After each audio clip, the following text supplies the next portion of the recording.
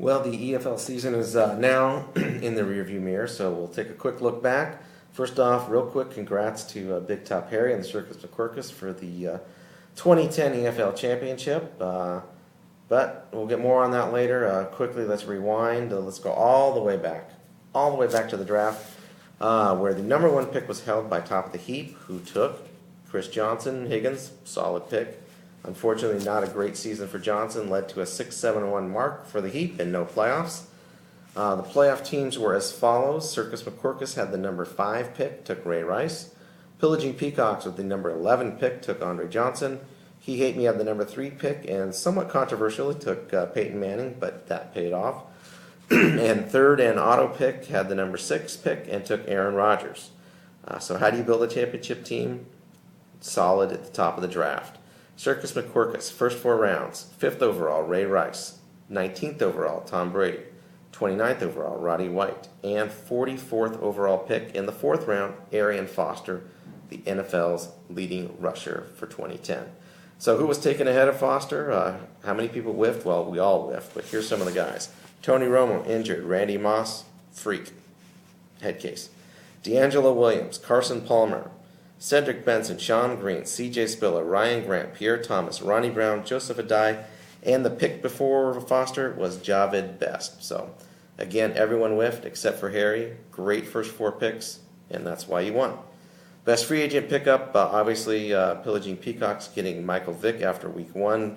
Almost made up for drafting Kevin Cobb in round 6 as my top quarterback, but probably not. Anyway, moving on. Let's go early season. The early leader, third and longer, jumped out to a 5-0 start before dropping 5 of the next 7 games. However, unfortunately, did squeak in the playoffs in the weak Bryant Young division. The Spotted Owls, on the other hand, started 0-4 and 1-5, and then had a shot at the playoffs with a 6-5 mark heading into week 12. But unfortunately for Mejia, a 1-2 mark in the 2nd round of divisional play spelled doom and no playoffs. However, a respectable 7-7 finish after a 1-5 start. The Cinderella story, former groundskeeper, now about to become Masters champion. Different sport, never mind. Pillaging Peacocks and Michael Vick. It's kind of a combined thing. So, 1-3 start, including a week 4 60-58 loss to the Beavers when Vick was injured. Then Vick was out for a few weeks, which led to a 3-5-1 mark after week 9, losing to the Masters, tying the Top of the Heap. Didn't look good. However, 4-6-1 mark after week 11, lost to He Hate Me, and it really looked slim. But then week 12, the Conks, 91, Seatown Cultural Nation, 77. Playoffs are still slim hope. Week 13, Cox 129, Owls 103, plus the Monday night meltdown of Coop. Seatown Cultural Nation and Circus McQuirkus tie 102-102. Very brief, a little light coming through the door. Week 14, Cox 142, Circus McQuirkus 94, and the stars align with a Seatown Cultural Nation loss, Gabe's Masters loss, Top of the Heap loss, pretty much everything. Again, stars align, planets align, Cox in the playoffs. Semifinal victory, 148-59, destruction of He Hate Me. However, the glass slipper was smashed by the evil Big Top Harry and Circus McQuirkus, 117-105 in the championship, which led to a Folsom Sports Garage drinking meltdown on my part. A few pitchers, Irish car bomb, and a Jaeger bomb led to some ugliness. However, no puking. That was my brother-in-law. So, let's hit some EFL postseason awards. The MVP for the EFL is the same as the MVP will be for the NFL. Tom Brady, Circus McQuirkus quarterback, 3,900 passing yards, 36 touchdowns, only 4 interceptions, 366 fantasy points, double digits every week. Every week he played, a low of only 12 points, week 4 versus Miami, 8 games of 20 or more points, including a high of 37 points for a weekly total in both weeks 12 and week 13. And the runner-up is also Harry's, Arian Foster, 1,614 rushing yards, 16 rushing TDs, 18 total touchdowns, and 315 fantasy points. Again, awesome drafting by Harry, or whoever it might have been in the Oaks household, we're not sure. Free agent of the year, Vic, 3,018 passing yards, and that's in like 10 games, 21 touchdowns, passing, 676 rushing yards, and 9 rushing touchdowns. for a total of 351 fantasy points. Every healthy week that Vic was in the lineup, he had at least 20 points, including a 57-point outburst against the Washington Redskins. Defense of the year, Pittsburgh Steelers, belonging to He Hate Me, 269 points, that being done despite just 4 defensive special teams touchdowns. That's pretty amazing. 6 weeks of 20 or more points for the Steel Curtain. And the owner of the year goes to Harrison Oakes, because we're not really sure. Well, I really don't believe that Harry could have done this on his own. Maybe Christopher and maybe even Lisa helped out too. However, for Circus McCorkus, nearly wire to wire in first, getting the number 1 seed as the Howie Long Division champ, 9-4-1 in the regular season, and the first playoff appearance for the Circus in CBS Sportsline era. I'm not sure about back in the Yahoo or ESPN days. I'm sure Harry was in the playoff then, but never won a title, so congrats on the first title. And the first playoff appearance in the Sportsline era. So the runner-up for owner of the year, Nolan Ellis, Greg's son, who apparently advised him to pick up Kenny Britt for Week 7, and he exploded for 40 points in a bottom-of-the-barrel victory.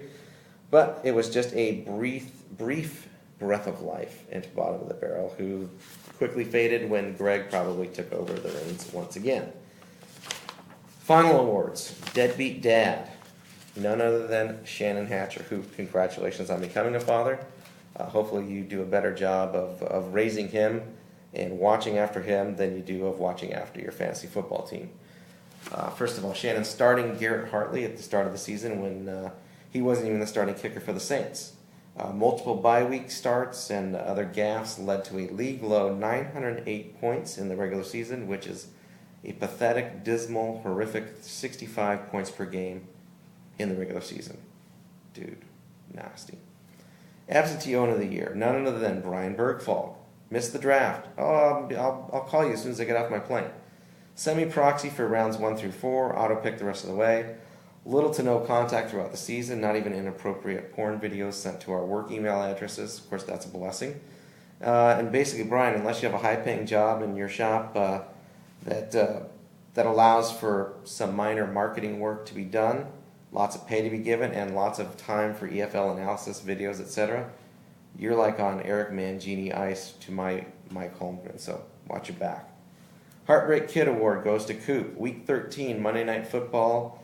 Heading into the game, leading Circus McCorkus 102-68. Tom Brady puts up 37, and Rob Gronkowski adds 1 to give a tie, create a tie, 102-102. And another tie haunting Seatown Culture Nation. It's uncanny. It's almost like Coop dug up the Brady Bunch tiki doll in one of his archaeological digs back in the day. Not sure. But, dude, you might want to watch what you're pulling out of those tombs and stuff, because it ain't working for you.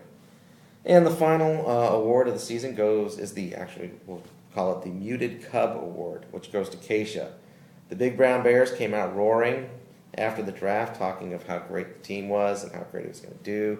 And even more than halfway through the season, in the office at least, a lot of talk coming from the Big Brown Bear. However, after a 5-9 regular season and a big disappointment, nothing but crickets here in the AECOM office and on the website. So perhaps next year it's the Big Black Crickets for Keisha. We'll see. Again, thanks to everyone for participating this year. Congratulations again to Harry. And hopefully, if you do come back next year, you will actually pay attention to your lineups, bye weeks, etc., and be serious. Because, there's been some grumblings and messages to the commissioner, and we may have to look into maybe some adjustments next year. But again, it might have just been an off year for some. That's cool. Hopefully everyone will be back. We'll be serious. We'll get it done. And we'll see you in the EFL season of 2011. Suck it.